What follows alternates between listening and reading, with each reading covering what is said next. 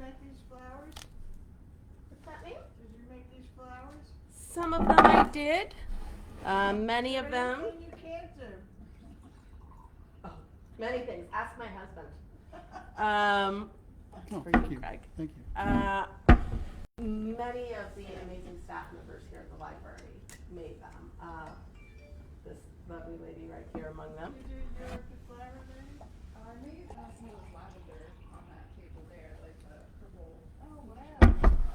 She is one of our very humble but very much trained artists who do incredible things for the library. It's a valuable resource. Mm-hmm. Oh. All right, we're going to get started in just a second here. I have a hunch that we're going to have a fair amount of people popping in. So we'll give them another minute or two.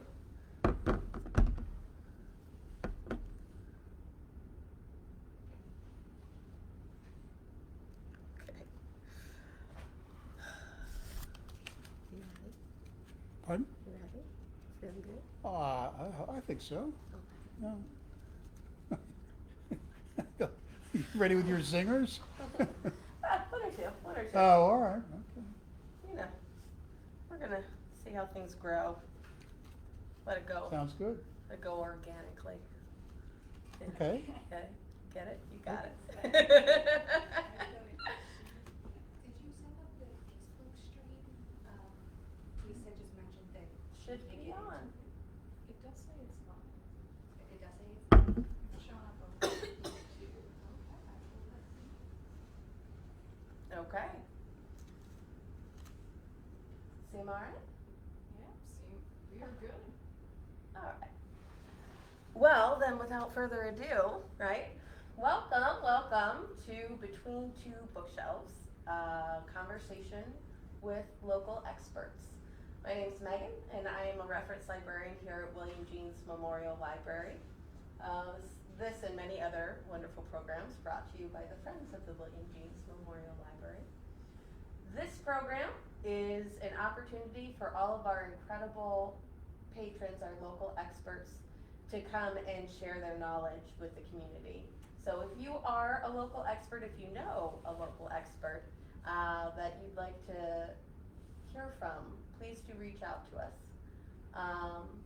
That said, without further ado, here is this evening's local expert, the amazing Greg Zanecosky.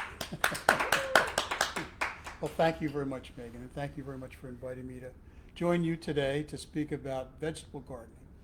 So it's a hobby that I really enjoy. I've been doing it for probably 15, 20 years. Mm-hmm. Been fairly successful most years. More than fairly successful. I don't know what this man sows in his soil. Well, I do actually. We'll get to that later on.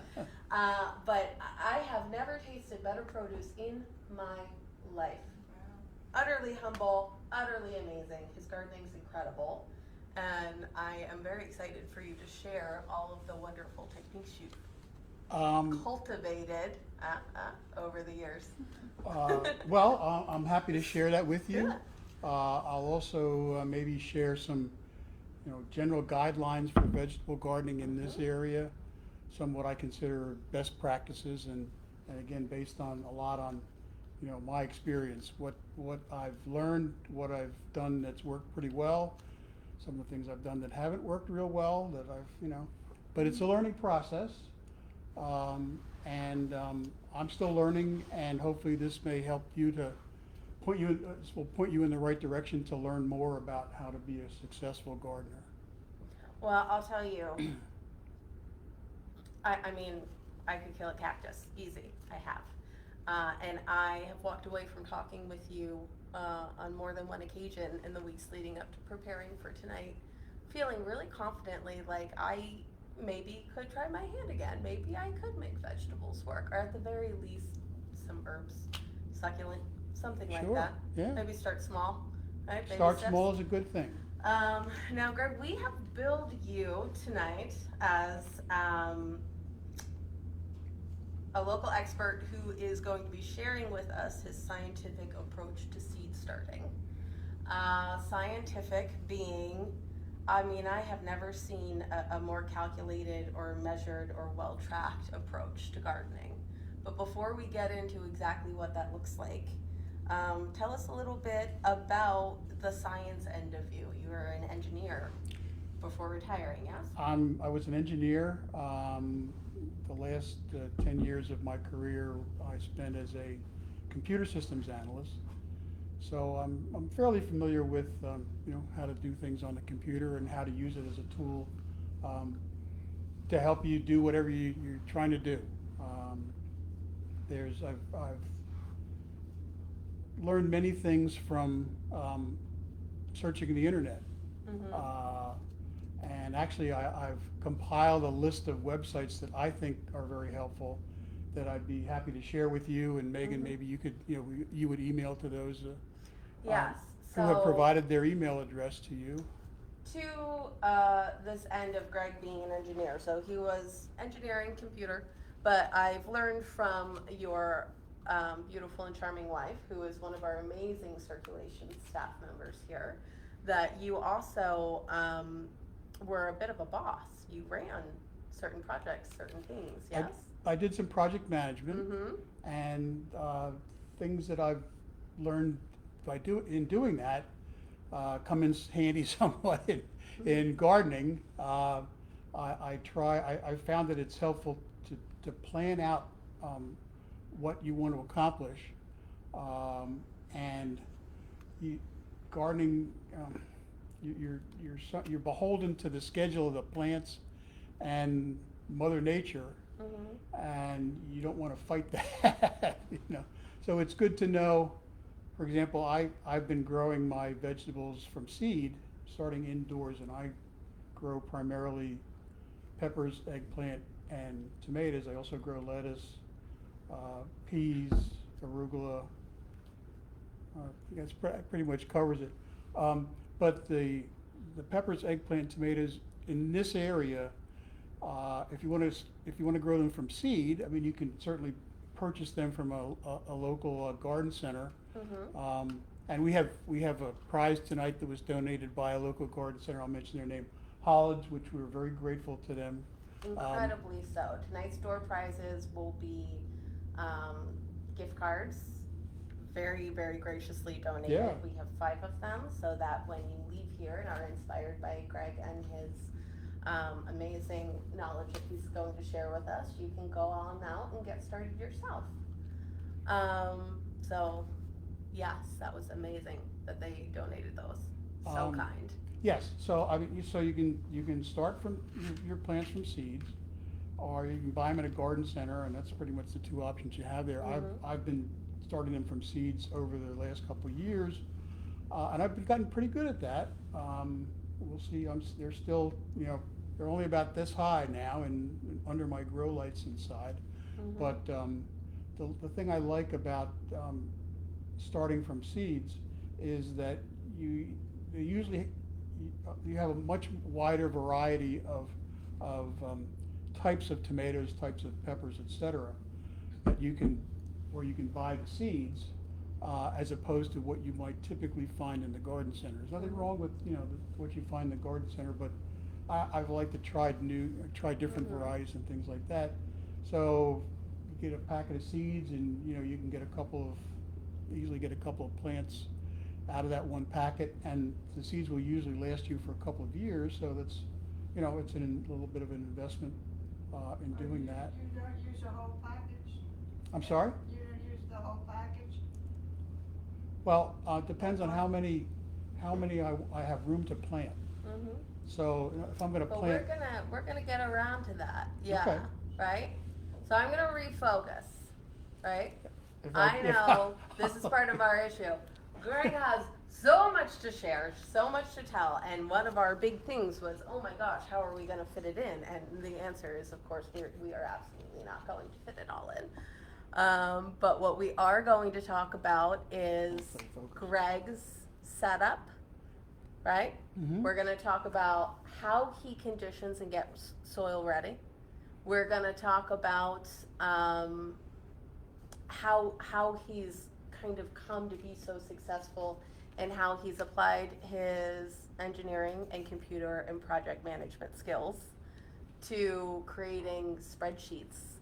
And Particular also spreadsheet. quite an impressive little kind of seed sprouting nursery, cabbage patch. I constructed a DIY set of grow lights several years ago when to buy grow lights was a lot more expensive than it is today, and that's worked out pretty well for me, and that's lasted for several years. You mentioned the spreadsheet, and Yes. I've found that it's A question about the grow lights. Do you keep them on 24 hours or a certain amount of hours, or how do you work that? 16 hours. 16 hours? Yes, Mm-hmm. that's based on what I've So- seen as a recommended amount, and that It seems to doesn't work. matter what time of the day or night? Well, they're in the basement, so they're not Mhm. seeing much daylight down Oh. there. We will bring So- those out in a minute. So, So, I'm Greg, sorry. So I found it helpful to keep track of how things progressed, in previous years, so I have a good sense of, how I time the things I do for this year. So there's a couple things when you're growing from seed. There's a couple things you need to know. Is as far as timing goes, anyway. So how long does it take the seeds to germinate? And I use a method of starting the seeds in a moist paper towel, so I can see exactly what's going to germinate, and when that does, I'll transfer that into a cup of soil. Greg, What's that? you're not following the interview structure at all. Oh. We're not. Well, I thought I warned you based about on that. tangents, I know. So you know what? We're gonna get those. What? I thought you wanted to talk about the spreadsheet. I was just going to get to that. We're gonna move right on. All right. To, Okay. do we have these in Oh, shot? gee whiz. Hey, you're starting backwards. Oh You're going- no, because we have to start it. Welcome to Greg and his bounties here of pets. Tell us about the pets. The pests? Pets. Oh, pet. This is Pep- fun if you're like me and you're not a gardener. He kept talking about his pet vegetables, and I was like, well, this guy's wacko. So I use that as an abbreviation for peppers, eggplant, and tomatoes, which are the things that that are the most challenging, especially tomatoes, to grow. Which you are incredible at. Yeah. As long as there are some challenges with that, more so than with the peppers. I have no trouble with. So again, They grow great, and that's what you see in this this. is just a handful of snaps. Incredible. He's very successful at tomatoes. So, Now what do we got? we Oh, okay. moved on There we to go. when Greg was starting to explain to me that he has this whole system. He started as an engineer. You started gardening to get away from computers and work and to get outside, was be a- healthy. It was a great diversion. Yes. Promptly Promptly applied your engineering and computer skills to creating spreadsheets and systems. Yeah, Right? it basically tracks the seedlings as they develop and how long it takes them, so that you expect to put them into the ground on a certain date when the temperature is warm enough and the soil is warm enough, et cetera. So there's no more danger of frost.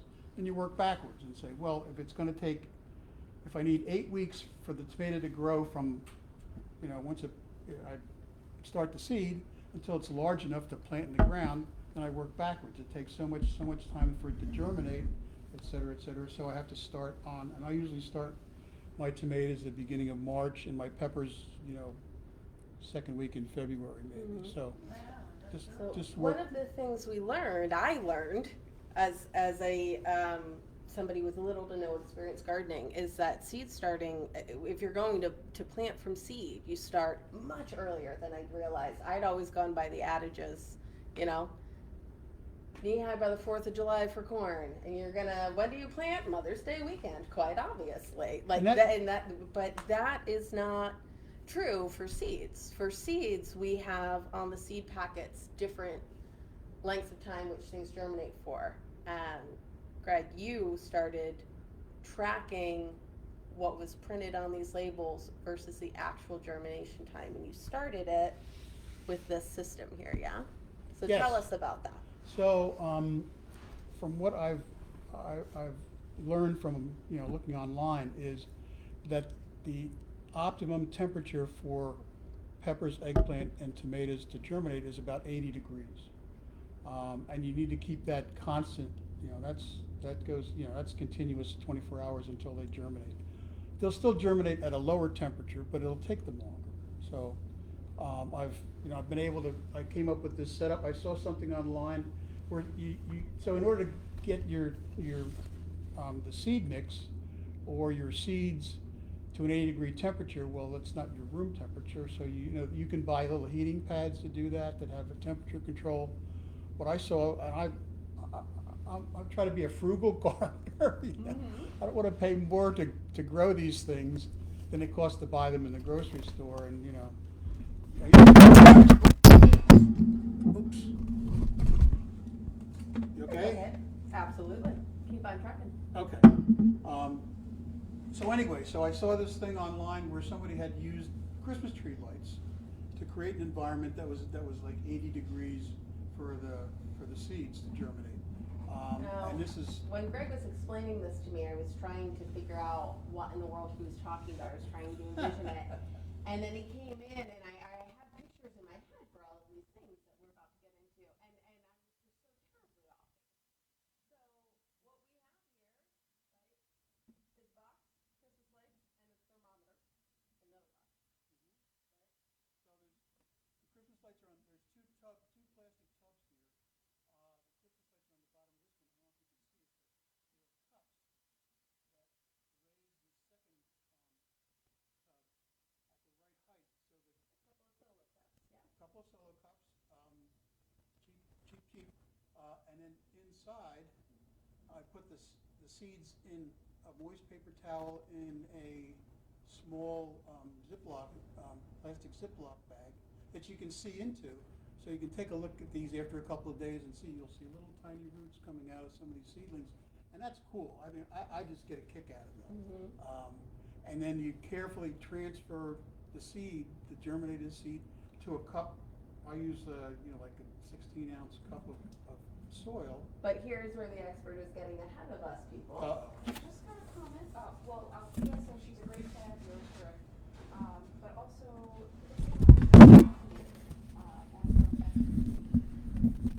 Sorry, Steve?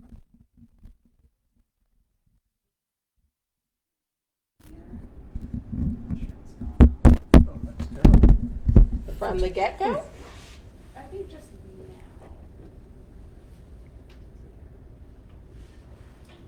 now. Oh, excellent. Just a moment. Pause for technical difficulties here. Computers. Hey?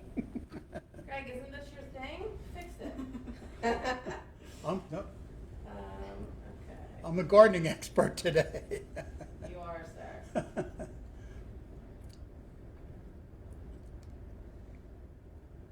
Should I babble on about something while you're doing that? Yes, absolutely. That thing in the white, it looks to me like a turkey's basically, getting ready for It the is. oven from here. It's a meat thermometer. No, that big, down. This here? That it's sitting in, what's that sort of pinkish reddish thing? I'm not sure. Right there. This? No, where your finger Here. is. Yeah, what's that reddish, that whole big thing, it's like a. I'm not- Is that the Christmas lights reflect? These are Christmas lights down here. Yeah. That you put up on a Christmas tree. Okay, we're gonna They try generate a again. little bit of heat. Friends out there online, can you hear us?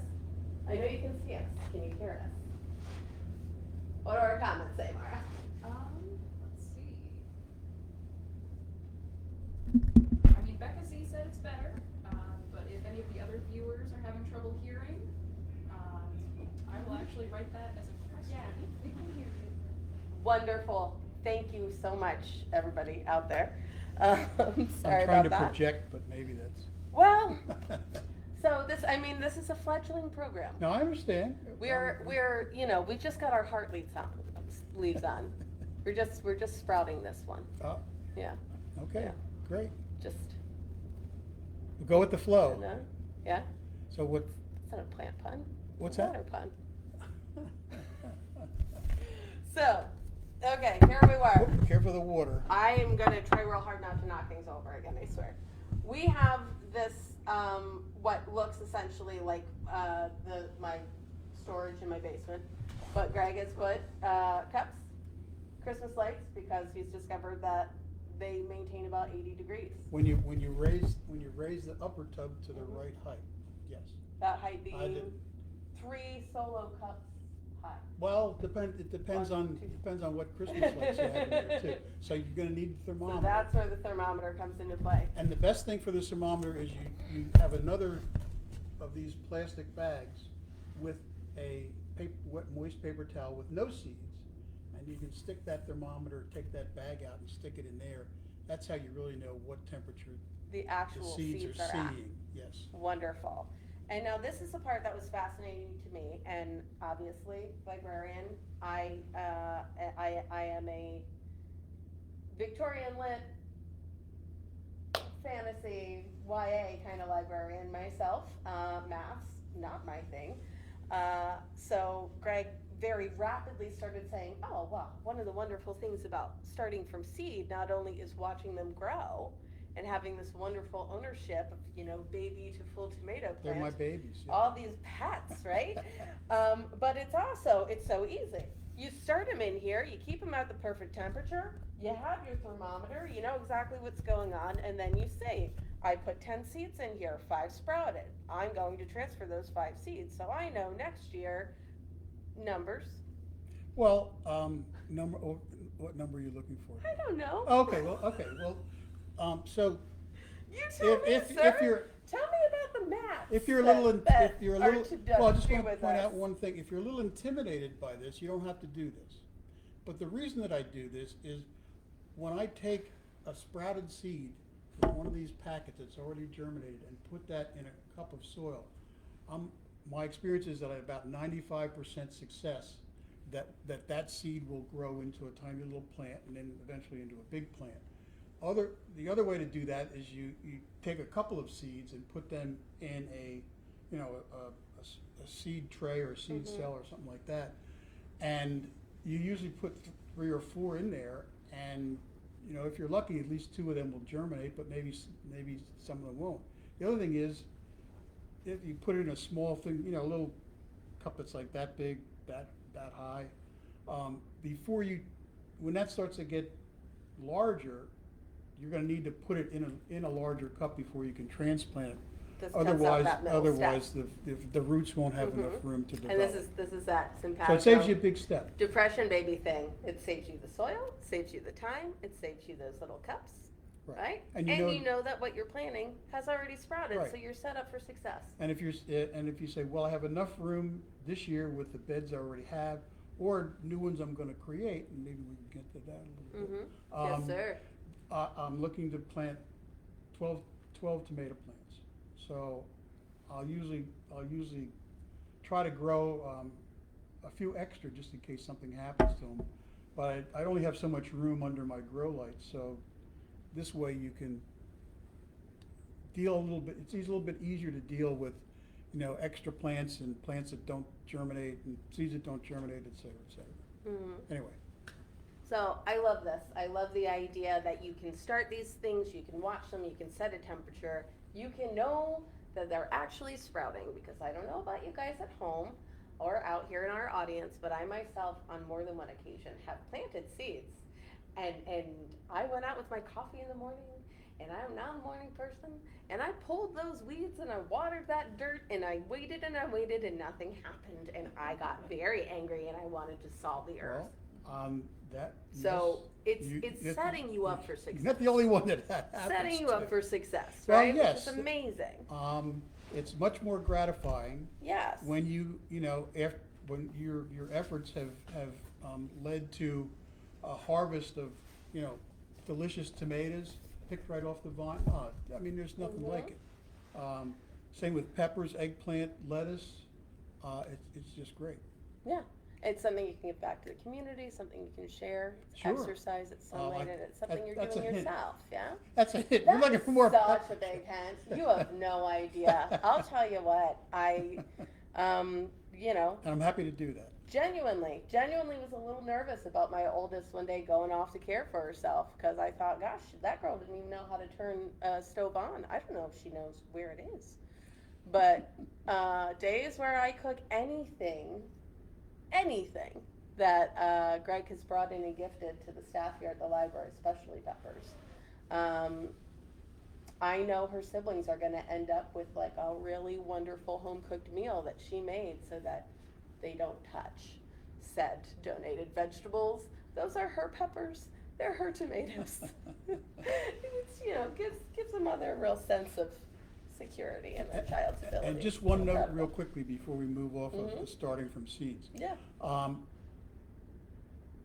It's a little late to do that for Mhm. peppers, eggplant, and tomatoes, unless you can find something that has, and you may, peppers and eggplant probably won't be able to do that.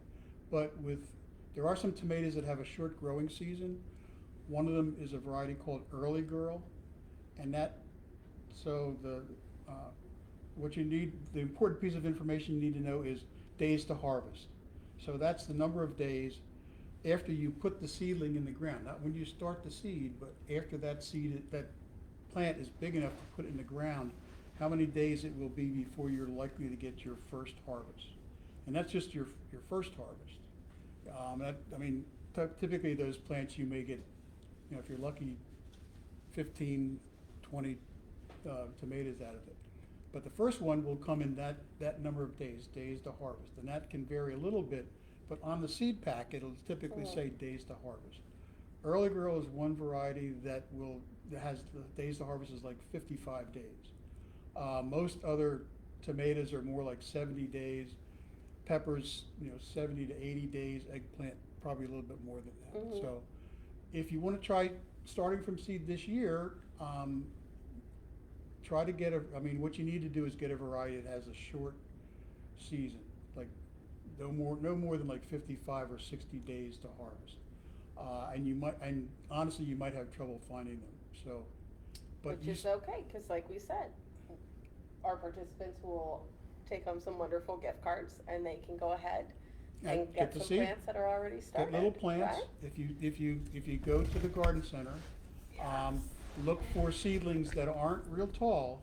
Well, you want shorter ones with stems that So are like valuable to know. the size of a pencil, at least that thick. Taller ones are what's called leggy. Leggy, yeah. Leggy.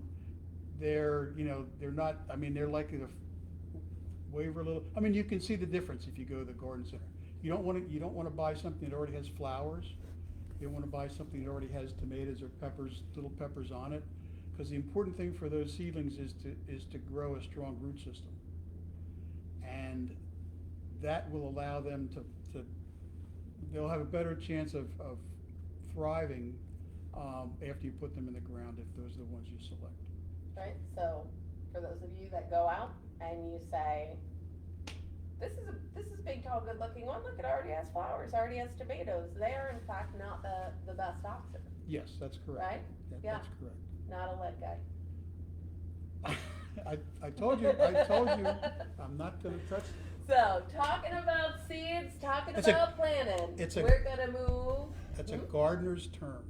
Yes. Leggy. Okay. Yes, sir. So we're gonna move on to Greg's kind of sci-fi bunker situation here. We have, and Greg has provided us with so many incredible resources. And we're gonna continue to compile them, and we're gonna make them available to everyone who's come tonight. And we're gonna make them available to anybody who's reached out. And we're also going to have them at the reference desk soon, coming days. Soon-ish, that's a professional amount of time, right? works for me. Yeah, Yeah, you could put that on a Gantt chart. Well, as an engineer, I'm not sure how my We supervisor. saw how you start your seeds, see what's growing, make sure the temperature is maintained, And then this is the system you have once they are thriving. You move them into cups of soil, and you have this contraption, right? That's what it is, a contraption. Yeah? Up and down on chains. Tell us about this. Okay, so years and years ago, grow lights were very expensive. They're much less expensive now, and I wouldn't suggest you try to do anything yourself like this now. Just look for some grow lights that, you know. But what I did was I took a metal pipe that you use as an exhaust pipe for a wood stove, and I just stretched it out so it's like a half circle, and then I stole some, or I took some old lamps and I just took out the what you put the light bulb in and the electrical part, which you can, anyway, and there's a timer on that, so like I said, these are on for 16 hours a day, and these are compact fluorescent lights, so they're not real hot. I don't know if you can even buy incandescent lights anymore, but would be too hot to use in something like this. And I have some just old towels over the top to keep the heat in. So the temperature of the soil is about 70 degrees, which is just perfect for. And this raises up and down so that it can adjust to the height of your plants as they're growing. These are on a chain that's attached to a beam up above that, and you can just alter the height, because as the seedlings grow, you want to be able to raise those lights so they're not coming too close to the seedlings. You know, anyway, you just mentioned to me the soil temperature. You want your seeds to be about 80 degrees. To germinate. You want to germinate, but you want your soil temperature to be what now? I think it's about 70, which is fine. That's the temperature that they'll probably see when you initially plant them in the ground. When you put your seedlings in, it's good. That's a great tip.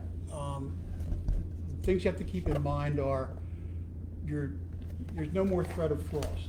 For the peppers, eggplant, and tomatoes, frost will kill them, especially if it's a seedling.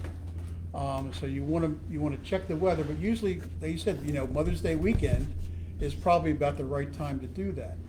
The other thing you should do is make sure that the soil temperature is at least 65 degrees, and the night temperatures are going to be at least 50 degrees. And how do we do this? We go into our wife's kitchen and we steal her best thermometer. You borrow the thermometer that I use in the.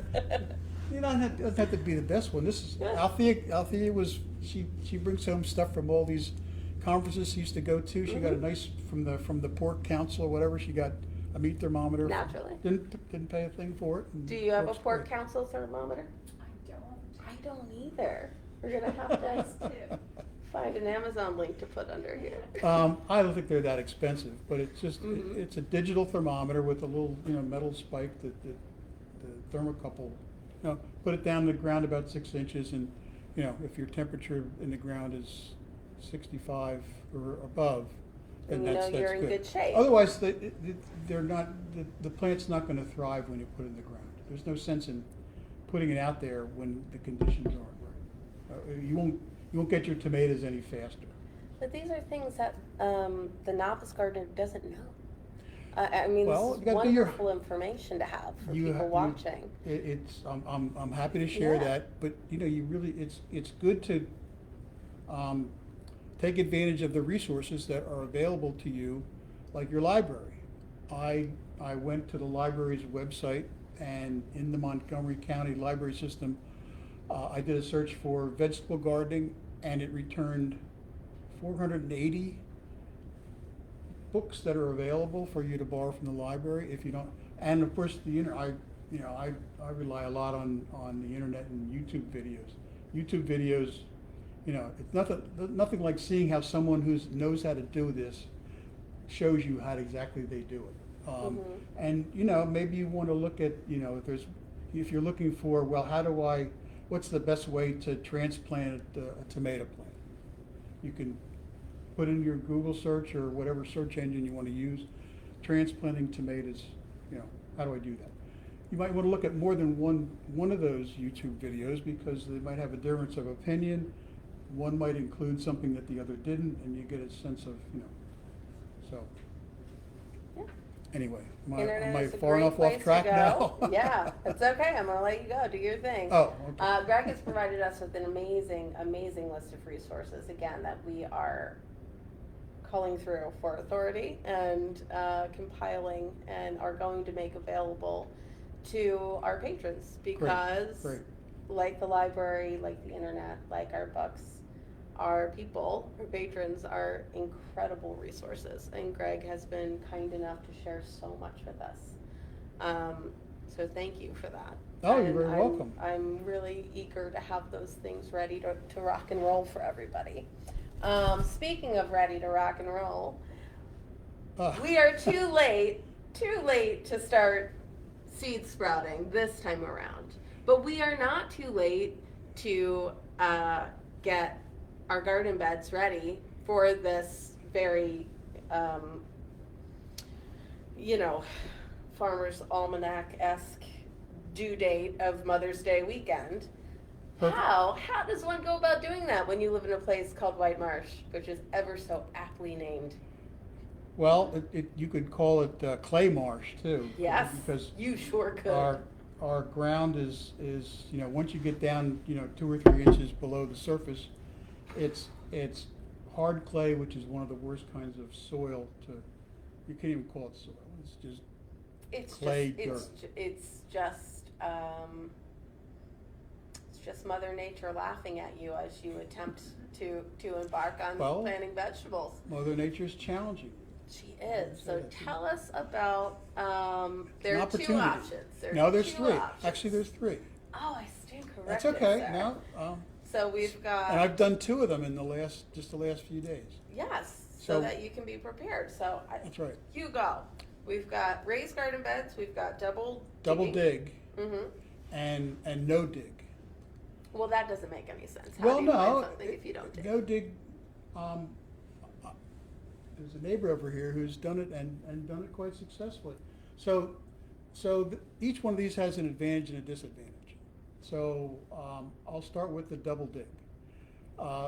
That technique, you take your shovel and you scrape off the top layer which has any grass or weeds or anything. Get rid of that. Okay. Then you dig down and you do this. Let's say your bed is this size. So you're going to start across here. That's about 12 inches. You're going to take the top 10 inches or so and put that in a wheelbarrow. Then you're going to go to the 10 inches below that, and you're going to get a spade fork. It's it's a shovel, but it's shaped like a fork. And you go in there and you just loosen up that next 10 inches. Mm-hmm. And if it's got a lot of clay in there, I would suggest you add some gypsum to that, which helps to loosen the clay. So then so that's the first 12 inches. Then you go to the next 12 inches, and you do pretty much, now the top 12 inches, this is in a wheelbarrow. So what are you going to do with this stuff? So you take the top 12 inches of this, and you put it over here. Mm-hmm. So now you've turned that dirt over, you've loosened it up, et cetera, and then you keep doing that until you continue. Now that means that your last 12 inches here, well, you've already moved that soil into the previous one. Last segment's the wheelbarrow. So the wheelbarrow stuff goes in there. That's the general principle.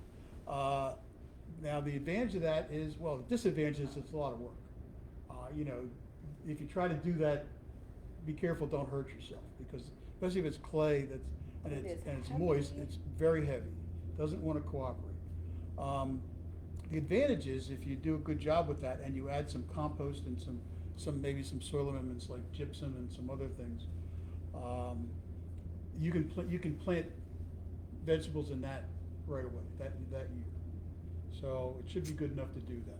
Somewhere in my question cards that are scattered on the floor now is this amazing question of, okay, so you've got clay, you've got gross, mushy stuff because this is an absurdly wet area. You've got grass, you've got who knows what that you've all turned over in here, and you've got the soil and it just looks like chunky mud, and you've put all the rocks out. What do you put in it to make sure that it is healthy soil? Compost. Mm-hmm. You get compost, you can get it at a garden center. Like I said, if you're a White Marsh Township resident, you can contact the township They, at this time of year, they deliver leaf compost, which is made from the leaves they've collected from the curb last fall. And that's fine to add as an amendment and mix it into what you've dug for in your double dig garden. Now, you can also do a single dig if you don't want to, if you just want to loosen up the first, the top 10 inches or so, and then amend that and then add compost to that. That's an option as well. So that's sort of like two of the same, Yeah, two but flavors of the same. You're sounding real like a, like a cashew mom right now. You're a little hipster. Just compost it. Just throw a little compost in. Well- I want the science. Tell me the sciencey stuff that goes into it. The There science- was, what was there? There was calcium? No. Oh, okay. So there's a pre-plant mix that I found online that is a mixture of gypsum for Mhm. calcium, Gypsum for calcium, Epsom salts for magnesium. and for your aching feet and hands after you've double dug your garden. Yeah, I guess you could take that solution and just dump it on there too. Yeah. And the other thing, the other ingredient for that is boron, and to get that you use 20 multein borax, which I think you can still buy in this supermarket We or whatever. discussed this. Muletine's my new favorite number. Mule, Yeah. 20 mule like the animal, team like the Phillies. Like a team of mules. Right. Got it. But Um, muletine's a great number. But it's in it's in a specific ratio. I think I wrote it down on my thing here. I can share it with you quickly. And it doesn't have, how much you actually can prepare this depends on how much garden you have to cover. But here's an example: 18 cups of gypsum, 6 tablespoons of 20 multein borax, and 1.5 cups of the Epsom salt. So, Okay. and you don't have to be, if you're And off by a little bit. Item? What's that? What was the last thing you used? So it's Epsom salt. Epsom salt, No, the last one.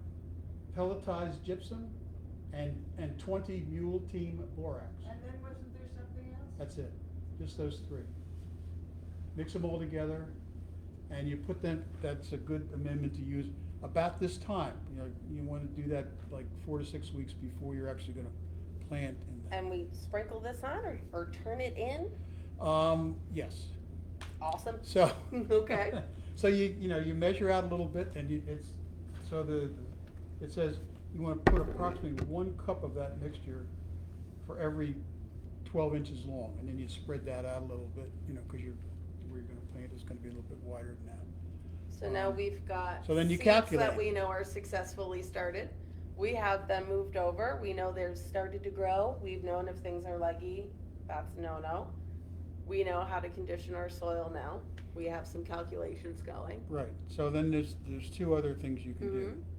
The other one is raised beds, where it's recommended, I think, that you remove take the top inch that has the grass and the other stuff and get rid of that. I've seen it where some people lay cardboard then, where they've removed the grass. Some people do not do that. But you either buy or build a frame. So because what you're gonna do is you're gonna put your soil, and you probably you're gonna have to buy that soil. And what I've seen as a good example is half topsoil and half compost for that. And you wanna get that like 8 or 10 inches above the ground. And then you can plant right into that. And you don't have to dig. And But you have to buy or build the frame, and you have to buy the materials for the frame if you don't. that brings us to no dig, which I don't believe you. Okay, well, so that's a raised bed, but it's not, so a no dig is different in that, the material, and just one thing, if you're gonna do a raised bed and build a frame, don't use pre-treated lumber, because there's chemicals that can seep into the soil from the pre-treated. So, redwood or cedar is an option, because they're less resistant to disease, to getting mold, and they'll last a little bit longer. You could probably use some, metal that won't rust, or there might be some composite material or plastic, you can shop around for that. That's a great tip. So we're not going pressure treated lumber. Absolutely not. Okay, fantastic. That's one of the, never do that. So the no dig is, you don't even remove the grass. You just say, okay, I'm gonna go, here's a 4x6 plot or whatever. And by the way, make sure that when you lay out your plots, which are they gonna do, the double dig or the raised bed or the no dig, you don't wanna make it any wider than 4 feet, because you don't wanna have to walk, you wanna be able to reach what's in there without walking in and compressing that soil. So that's another thing. Great, that's a great No tip. walking on your bed. Okay, no Just- walking on your it's bed. just no more monkeys, no more. No more, yeah. no monkeys Shoes jumping off, on the shoes bed. off the bed. You're gonna cast our mind back to No, when we were kids. So where was it? Oh, the no dig, okay. So you say, okay, well, so you get cardboard, and you might need 2 layers of good thick cardboard. Don't use the shiny cardboard. Make sure that if you use something from an Amazon box, take any of the labels off, any of the tape off like that. Plain cardboard is best. You can also use newspaper, fairly thick newspaper. You lay that down, and then you on top of that you layer the kind of materials that you would put in a compost pile. Some people call this lasagna gardening because it's in layers. So like so you put down your cardboard, you wet that, then you put down some brown material, which is dried leaves. It's better if they're shredded, and especially if you have a neighbor that would let you borrow their leaf shredder machine. We won't mention any names. Or you can put some twigs on there. You can, if you have other dry material that's not, thinking of composting as mixing brown and green. So the green would be like grass clippings. The green would be compost, other things like that. So you layer that, and you keep going until you get that up as, almost like 8 inches tall. So to me, the advantage of that is you don't dig. You don't even have to dig up the grass. So you just go layer by layer here. Right. So we're gonna go cardboard, brown, cardboard, green, No more cardboard. right? Just the bottom layer is cardboard. Right hand blue? I'm sorry? Toaster joke, I'm don't easily worry about confused. it. So don't do that. So and this no dig method, this is something that works. This is something you can do if you don't have the muscle or the inclination or the time to get that bed ready. That's something you can do that's a little less Yes, that's the strenuous. advantage. But the disadvantage is you can't plant stuff in there until the following year. 'Cause it's Okay, so that's- this has got a that season. stuff has to decompose and become, fertile soil essentially. Okay. It's gonna take at least a year, if you do it now, it might be ready by next year. You might need leave it go another year. The other thing is, if you don't dig that up at all, you don't know what's underneath there. It could be rocks, tree roots, other things, cats. Oh, yeah. We've got a lot of library cats so, roaming the there's property a- lately. There's advantage. I just did the double dig for about a 4 by 8 foot bed, and I was sore the next day, but I survived. And I dug up and I dug out about almost 2 5-gallon buckets of rocks. Yeah. I mean, some of them were like the size of my fists, some of them were a lot smaller, some were the size of 2 fists. There was one that was like, like almost like a circle, like that thick, and like that. So wouldn't be easy you for can things really to grow on top You of can that. really get stymied by what's under there. So Yes. okay, so traditionalist, we dig our beds, we lay in them. No, we lay our seeds in them. Yeah. Well, And then or we your have- transplants, or our transplants. And then we have, and we are running very short on time here. We still have a Oh. Q&A to hit. Oh, So I will get into this. These are not the best images, but I still wanted to include them because, Greg, these are some of your garden beds. And through here is what? Soaker Hose? hose. This is soaker hose.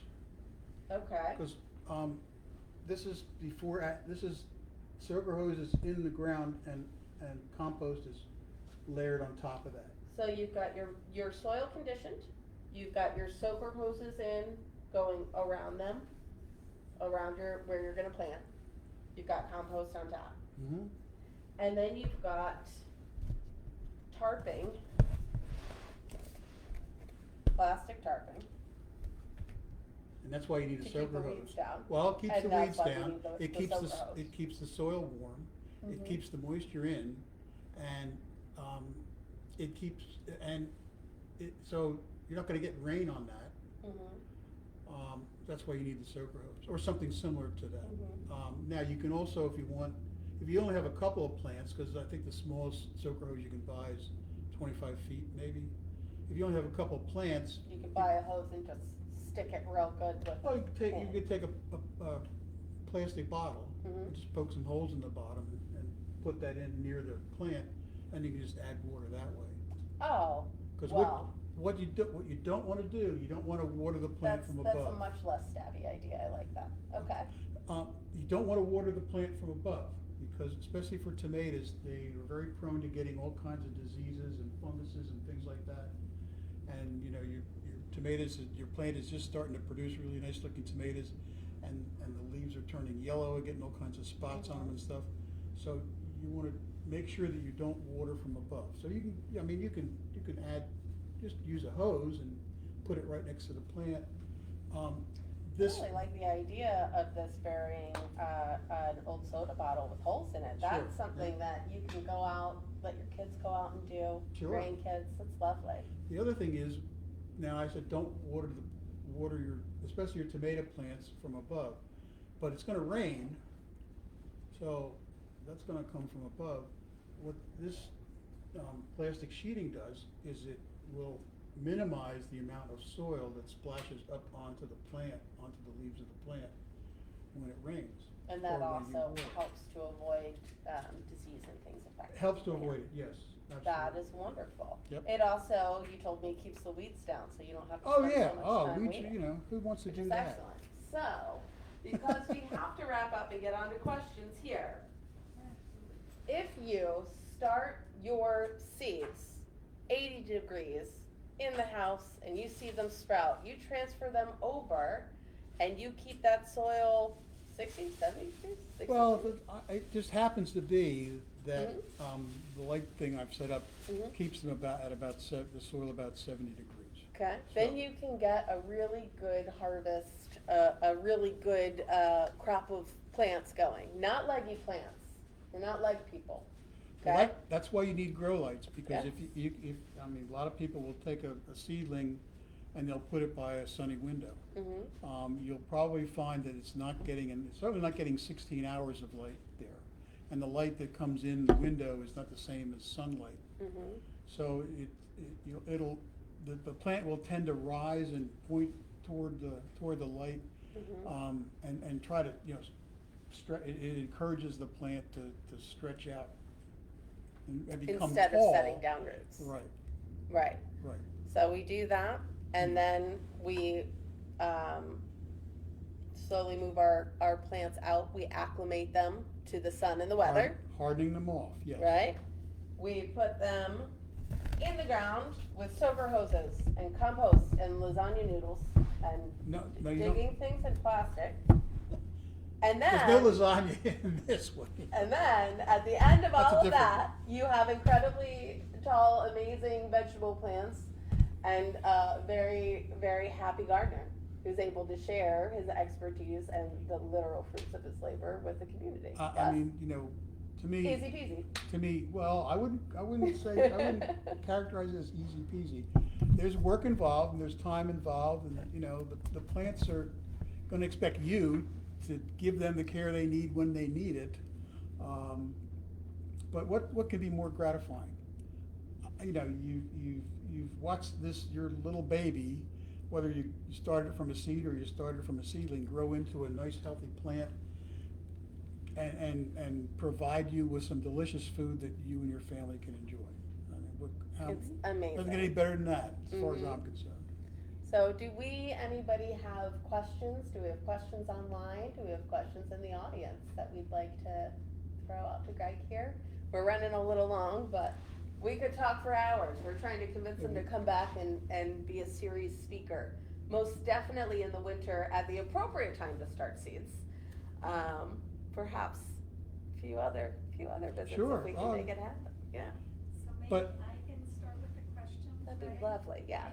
And I'm very course. fortunate because I have received a couple of his seedlings that have made it to maybe 3 or 4 inches. But one thing you told me is when I plant a tomato in the ground to remove some of the lower leaves of the tomato plant. Is that correct, number one? And number two, do I focus on the lower ones or do I thin out the whole plant? So the question is about essentially, when you transplant your tomato plants, what are some things that you want to keep in mind? I think, is that fair? In case you didn't hear the question. So tomatoes are interesting because most plants, when you get when you're going to transplant them as seedlings, what they recommend is you basically put them in just as deep as they already are. So you have a tomato plant that's growing in a cup, and it's, the soil might be a little bit, quarter of an inch or whatever below the top of that cup. You don't want to plant it any deeper than that. You want that plant, a pepper or eggplant or most other plants, at about the same level. We with the talked ground. about this, so you like to bring one of those cups outside, dig down and set it in to make sure you have the right depth, yeah? I do that. Well, Very clever. we can get to that, but let me Mm-hmm. address Georgette's question. So for tomatoes, they're somewhat unique in the plant world because you can plant that, you can take that tomato plant and let's say it's just growing, it's in a cup this size and the plant is this tall. Well, you can plant that tomato plant deeper because if you ever look closely at the stem of a tomato plant, you'll see little hairs on there. Mhm. All of those can become roots. So the deeper you can plant that tomato plant to get it started, now you can't take off all the leaves, but the deeper you can plant that, so you can remove some of the lower branches and plant that deeper. And if it's real deep, you can actually plant the tomato at an angle. And so your tomato is going to be like this when you plant it, and after a few days, what's coming out of the ground will straighten up, and you don't have to dig down, 12 That's inches or wonderful. whatever. So Yeah. you just, you can do it at a 45-degree angle even if you want to. Okay, great. You don't want to remove any more than just the lower ones, and only the ones that will come in contact with the ground, or that are likely to be, have soil splashed up on them. And as the tomato grows, it's a good idea to, you get more, it gets taller, you can continue, every once in a while remove the lower branches because the branches above that are less likely to have the soil splash up on them and get, infected with some fungus that was in the dirt.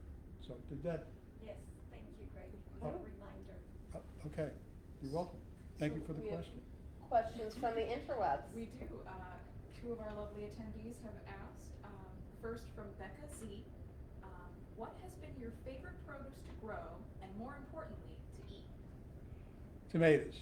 Tomatoes. Absolutely, but they're the ones that are most challenging. I have tremendous luck with peppers. I take a cage and I put a cage around it so the critters don't bother them. They don't get diseases. They usually produce a lot of good peppers. My dear wife Althea helped me last year keep track of how many peppers I was able to harvest from each plant. So this year I'm going to look back and say, well, each one of these plants produced on average like 10 peppers. Mhm. These ones on average produced 3 peppers. Well, guess what I'm going to plant more of this year? The ones that produce the more peppers. And this is So- part of the spreadsheet tracking. Yes. How long they took to germinate, which seeds did germinate, what the yield was, how Mhm. successful it was. Yep. And this helps you know whether or not to start germinating earlier or later, what temperature they need to go into the soil. For those of you that have a Association thermometer, right? Or equivalent. Something like that, or equivalent. Excellent, excellent. And tracking that has really enabled you to hone in on best practices, best plants, best varieties for this area. Well, And has helped you for my, become a for success. whatever I Yeah. do, others, others in this area might have better success with than some other plant. I must say though that I really, are talking about the pet plants. Well, peppers, one thing that's great about peppers is I have one of those vacuum seal machines. Mhm. So you can take a raw pepper and cut it up a little bit and freeze it in one of those vacuum seal things. Mhm. And, we have some now that, we're not gonna get peppers out of the garden for till at least the end of July. But now we can just take them out, defrost them and cook them They up. And keep so well. That's fantastic. I mean, it's one of the great benefits of vegetable gardening. Yeah. Yep. We have more questions. We do, from Tom and Kathy Hessen. Well, number one, they love that you include the grandchildren in your gardening. And will you write a book one day? Write a book, not very likely. And one of the reasons is there's so much good information out there already. Now, there is. I have been pressuring this man since we first met to start a blog, a vlog, TikTok, YouTube channel, anything. Well, Anything. I will consider a blog. I was online, but that's you gotta buy there's some costs involved with doing that. That's okay. It's Well, not- you not a can lot. come on into the library. I think I know a person or two that can help you Oh, get your way around that. Okay, Yeah. but in the next couple of months, I'm gonna be really busy. So Mhm. if I do decide to go ahead with a blog, I made some notes to be prepared for today's questions. Maybe I could share some of those on something like that, but that won't happen for a while yet. But if we can share the website links Mhm. that I've collected, I think that will answer many questions. And if I get questions, I'd probably just, if I had a blog, I'd probably say, well, go to this website and that'll give you your answer. And it's really, I don't know, I find it very easy. Some people might not be as comfortable using computers and going on the Mhm. internet and doing searches. But once you're comfortable with doing that, you just type in the question, or the topic, and you'll get all kinds of things that you can call up and you'll see a video of what they do. And to me, that's it's so much a much better way to learn Mhm. and get some insights into what you're trying to accomplish. Yeah. So I think that's wonderful. So I Did know the- I said this at the beginning, that I feel like Greg could do a series, and I hope that he will consider doing a series because he's got this wealth of information, of knowledge. He's given us a huge amount of resources that we are pulling together so that we can deliver them to our patrons moving forward with planting and growing. And to that end, we also are in the beginning stages of starting what will be a seed library, thanks to the efforts and interests of a number of our coworkers. We have begun collecting seeds. We've begun labeling, marking, and they will be made very soon available for people to come, take a packet of seeds with the growing information, leave seeds if you have them to share, and get yourselves, going, moving, sharing, and growing using some of these wonderful tips and tricks that Greg has given us here at the library. And I mean, I thought this was a very good experience for me. So based on this, I would certainly be happy to Oh, come back if you invite me to come I'm back. only going to invite you to come back if you let me use my note cards and you answer my questions, sir. Well, you're the one that threw them on the floor. I didn't do That's true. that. I didn't do I have a that. bad temper sometimes. Temperamental. Sorry, well, It happens. we've had some discussions about this, and you know how I can go on and on about, I you know. know, but I so- love that about you. So much to Oh. say and share. So All right. thank you, Greg, so much for coming, for sharing. I do hope we have you back soon. Next month, we will have a wonderful local poetess talking to us about her daily haiku blog, how she marries it to an appreciation of art, and how she allows that to be a centering force in her life to help her understand and appreciate the beauty that's all around us. Beauty like growing and sharing our own fruits and vegetables, like talking with neighbors and coworkers and amazing patrons and community members and all of their wonderful knowledge to share. So I hope you guys will join us next month. Greg, thank you again so much. All right, you're very welcome. Truly.